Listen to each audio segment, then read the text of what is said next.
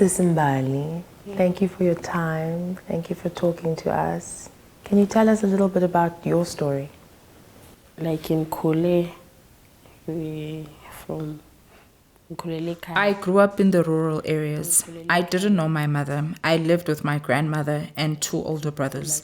They were not my biological brothers. Yeah. My life started at 8 years old when a woman came from Jersey. That is the day I was told that this is my mother. That day I was very happy. I was actually happy like all the other kids. I felt like the other kids in December that my mother was home. The next day I washed her feet and she died. The following day,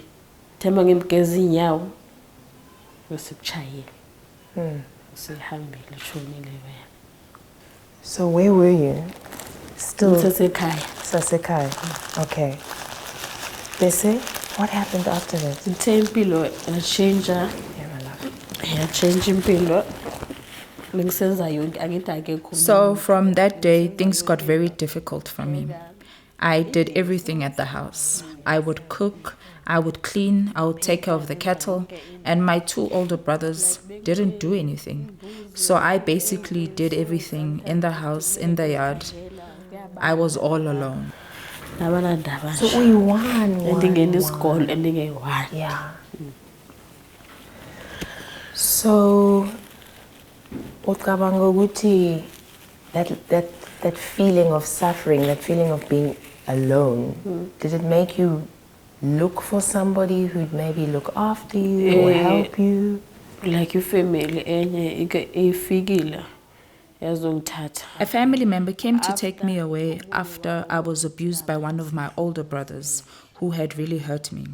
So we left there and we came here to Jersey. But after some time, the family started saying hurtful things. How my mother was very busy and how she had a lot of boyfriends and how she got sick and how I was also going to be just like her. What does that do inside your heart, inside your brain? It hurts. So I started chilling outside on the streets at the age of 13 with friends. I wouldn't go home. Sometimes I wouldn't sleep at home. I was 13 or 14 years. Iskolo sana?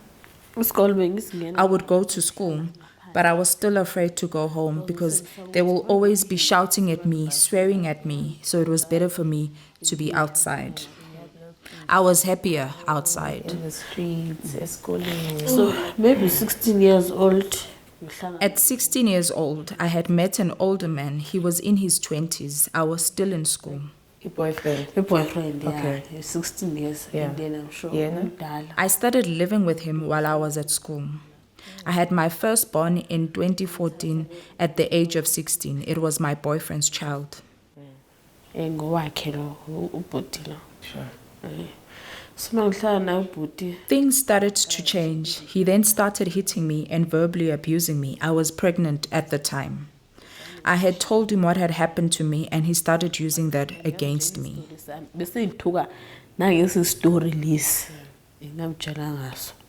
Yeah. So here's a person, you trusted him to look after you, and he's using your pain to abuse you more. Yeah.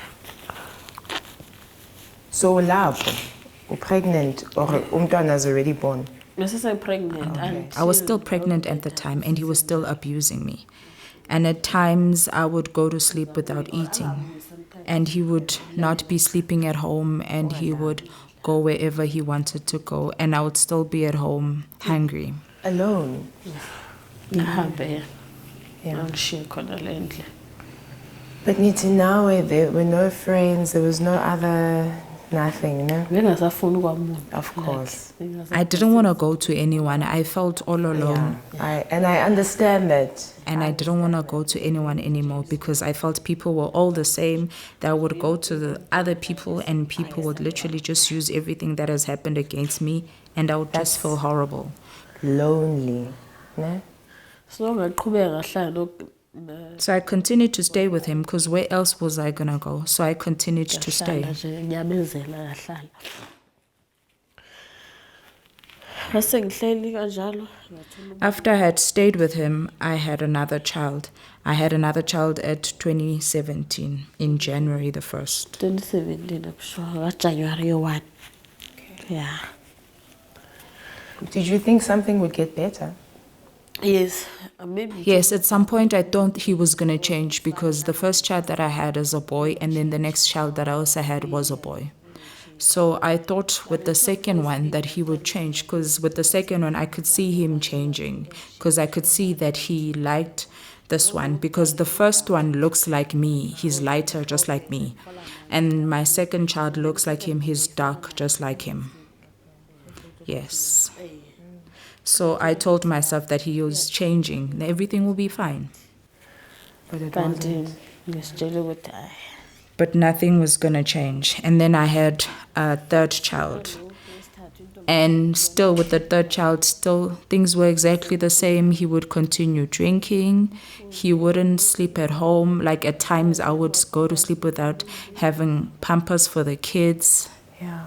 And when you talk about it, when you ask him for help, it becomes Like a every fight. time I would ask him for something, if I would ask him to help me, he would tell me that he's the one that's working. What do I want anything from him? Yo. And you've got 3 children. But there's something inside of you that's a fighter. You're strong. So what happened that you made the decision, Puma, finally? Ngasitshela ukuthi sengikhathele. Yeah. I had told myself I have had enough. I started fighting back because I've had enough. I took a brick and I hit him with it. So then he asked me, oh, so now you can fight back? I said yes, because I've had enough. Because he was hitting me in front of the kids. I was very concerned about my kids. What will happen to my kids? How will they be affected? My oldest son, even now, he's affected. I mean, the way he speaks to me is disrespectful. Ngikwazi ukuthi namanje lo mdala lo usese nokhuluma nami like somehow. Okay, we're affected. Yeah. And sisemncane 6 years. He is still young. He's 6 years old. And his words are really hurtful. Oh.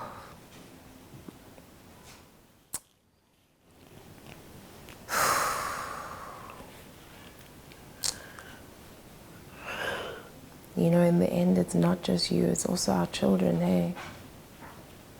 It's our children. So ngasitshela ukuthi ngikhathele ngaphuma vele. I told myself I had had enough. So I left and I went straight to the social workers for help because I felt like I was suffering with my kids. Sometimes he wouldn't even buy anything for the house and he would just wait for the money for the grant. Abantu abahola by 3. Athembele kuye yabo. Bakusiza, I'm a social worker. The social workers were very helpful. That's how I ended up staying here. When I left, I had had enough and I thought I was gonna die. What was gonna happen to my kids when I die? Bakusiza abantu abazoya. Bazenzani, yeah. I wonder, sure. If you didn't have children, I would be so far because one day I want to study. I want to be a lawyer. of course. But you can. Yes, I can. You can. Yes, I can. You know that you can. Yeah, I know. Okay, good. I know. Good. I can. You know, I was saying, I wonder sometimes, you know, many of these situations, our children make us stronger. You know? To fight harder for our children, to fight harder to go and be lawyers, to fight harder to survive, to get our lives back, you know? When you are at the home or with the social workers and you have counseling, Yes. do they also have counseling for the children? Bebengakayenzi for abantwana. Okay. Because it sounds like they need that, hey? And you'll find that for them. It's time. What are your dreams for your life now? What are you hoping for? Do you have hope? Yes. You have hope, no? What are you hoping for moving forward? It's like one day, I actually wish that one day I could have my own house, have my own car, and be able to take care of my kids and give my kids the love that their father was not able to give. There's somebody watching who is going through the same thing, who's seeing their story being told on TV through your story. What do you want to say to her or to him? I want to tell them to never give up and they must be strong for their kids. No matter what happens, they must think of their kids. You mustn't give in to the situation because most women love giving in to the situation and they just stay there. So do not stay. I think there's a cycle, First, I think you come in and you know only violence and rejection, like your story. You grew up in a certain way and then you're in a situation with a relationship partner who creates that same situation. And eventually you think that that's all life is. But something in you changed. Something in you knew that there was better for you. No? Yeah. And you're going for it. Thank you for sharing your story. Thank you. Anything else you'd like to add? No? Okay. Thank you so much for sharing your story.